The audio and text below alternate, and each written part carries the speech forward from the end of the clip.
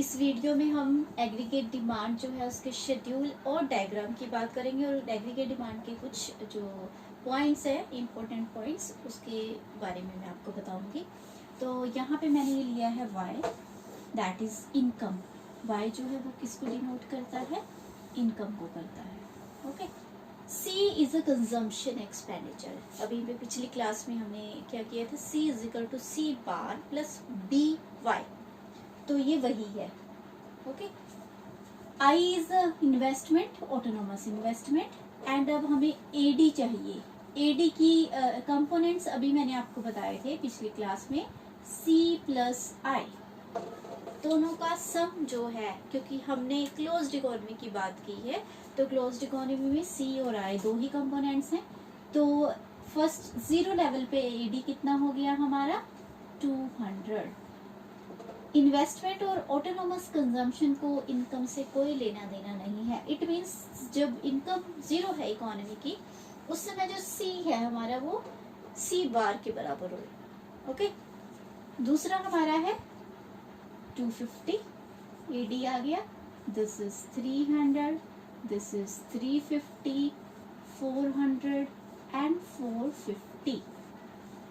तो दोनों को मैंने सम कर दिया, एडी आ गया हमारे पास। तो this is income of an economy, this is consumption, only consumption of private sector, this is investment expenditure by the private sector, and this is a sum of both C plus I, that is the aggregate demand. अब आप एक चीज notice करो, income increase हो रही है और हमारा एडी भी आप देखोगे इंक्रीज हो रहा है, लेकिन जो इंक्रीज इन इनकम है is more than increase in aggregate demand. दोनों में पॉजिटिव रिलेशन है लेकिन प्रोपोर्शनेट नहीं है। जिस प्रोपोर्शन से इनकम बढ़ रही है उस प्रोपोर्शन से एक्सपेंडिचर, एग्रीगेट डिमांड जो वो नहीं बढ़ रही है। ये हमें पहली चीज पता चली इस शेड्यूल से कि इनकम में और एग्रीगेट डिमांड में पॉजिटिव रिलेशन होता है लेकिन वो क्या है? प्रोपोर्शनेट नहीं है। दूसरा, एग्रीगेट डिमांड तब भी होएगी इकोनॉमी में जब इनकम जीरो है, ये आप ध्यान रखेंगे। अब मैं इसका शेड्यूल बता देती हूँ, इसकी जो कर्व है वो कैसे बनेगी। ये एक्स एक्सिस है origin, this is Y axis, यहाँ पे आ गई इनकम, यहाँ पे आ गया एग्रीगेट डिमांड। ओके। अब दोनों का सम है, इन्वेस्टमेंट 100 ही है, ऑटोनोमस है, इनकम कुछ भी हो ये सेम रहेगा, ये इसका मतलब है। तो अगर यहाँ पे ये 100 की हमारी लाइन आ जाती है, दिस इज आई, अगर ये आई है तो सी कितना है? सी भी 100 है, ये भी 100 है, तो दोनों का पॉइंट एक ही जगह से आ रहा है। अगर यहाँ पे 100 वैल्यू है तो ये दोनों, ये हमारा सी आ गया। लेकिन एडी क्या है?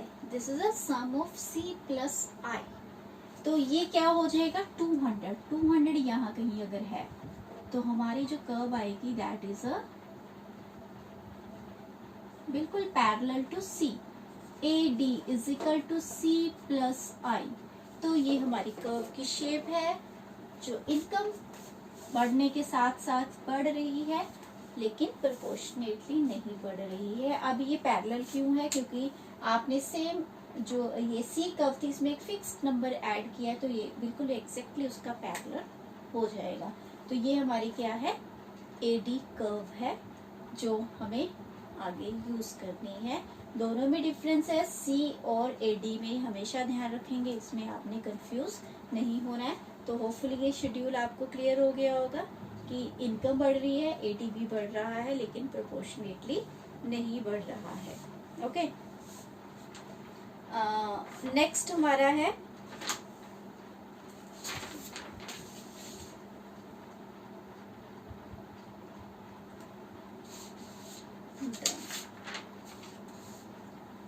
okay, this is sufficient for aggregate demand.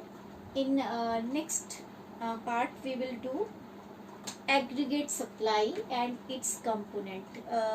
This is not a specific part of syllabus but this is important for the understanding of the concepts and for further when we will do equilibrium part we need a aggregate supply. तो aggregate supply भी हमारे लिए उतना ही ज़रूरी है जितना कि aggregate demand.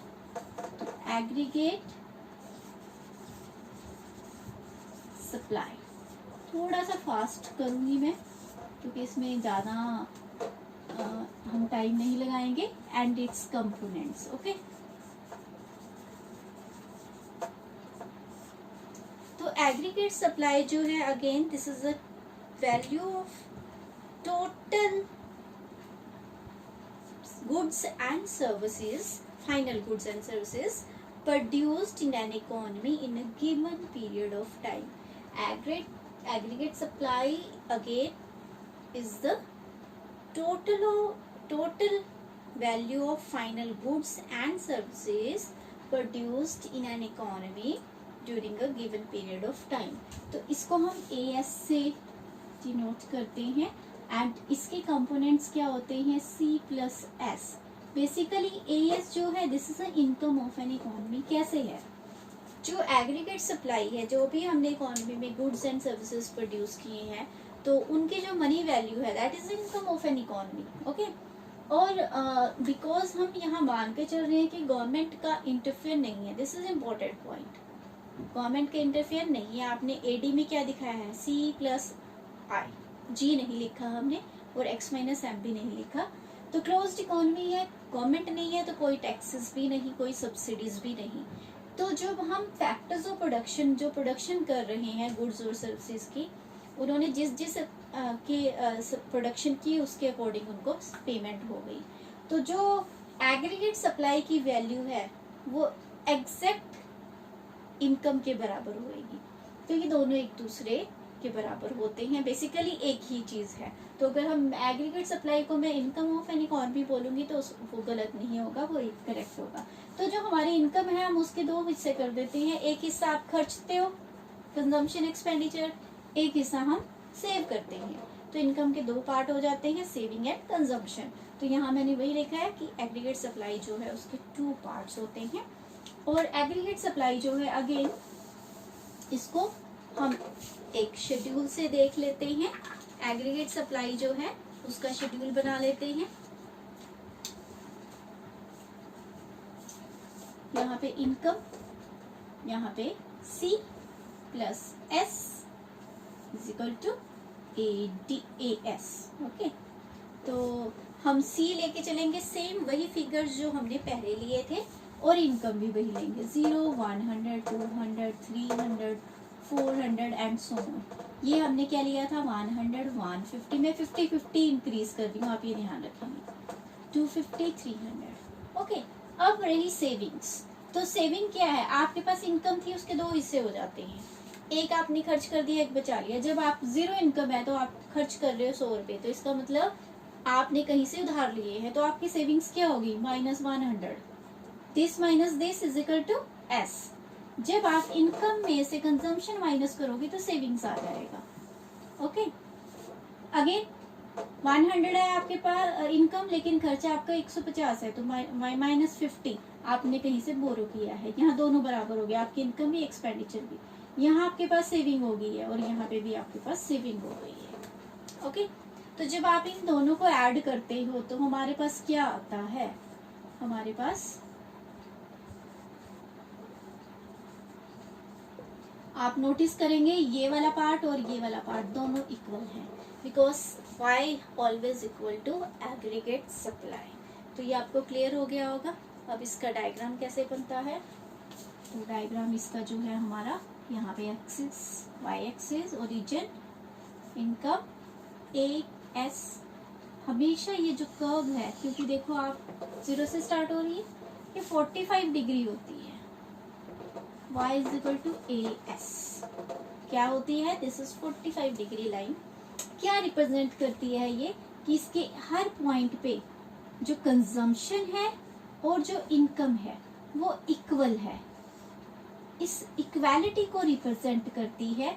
ये हॉरिजॉन्टल और वर्टिकल जो भी चेंजेस हैं वो क्या है, इनकम और कंजम्पशन के बराबर है इसके हर पॉइंट पे। इस इक्वालिटी को ये 45 डिग्री लाइन जो है वो रिप्रेजेंट करती है। अगेन अब इनकम और जो एग्रीगेट सप्लाई है मैंने बताया एक ही चीज़ है, तो यहाँ पे वो कोई रिलेशन की बात ही नहीं कि इनकम बढ़ रही है तो यस ऑब्वियसली अगर एग्रीगेट सप्लाई बढ़ेगी तो इकोनॉमी की इनकम भी बढ़ेगी क्योंकि वही इनकम है। ओके, कम होगी तो वो इनकम भी कम होगी। तो ये हमारा था एग्रीगेट सप्लाई का कंसेप्ट। हो आपको समझ आया होगा। अगर नहीं आया तो आप मेरे को अलग से फ़ोन करके या मैसेज करके भी पूछ सकते हैं कि अगर कहीं पे भी कोई भी आपको डाउट्स होगा तो थैंक यू। इस क्लास के लिए इतना ही। हम नेक्स्ट पार्ट में अगला कंसेप्ट लेके आएंगे, that is a propensity to consume and propensity to save. Thank you.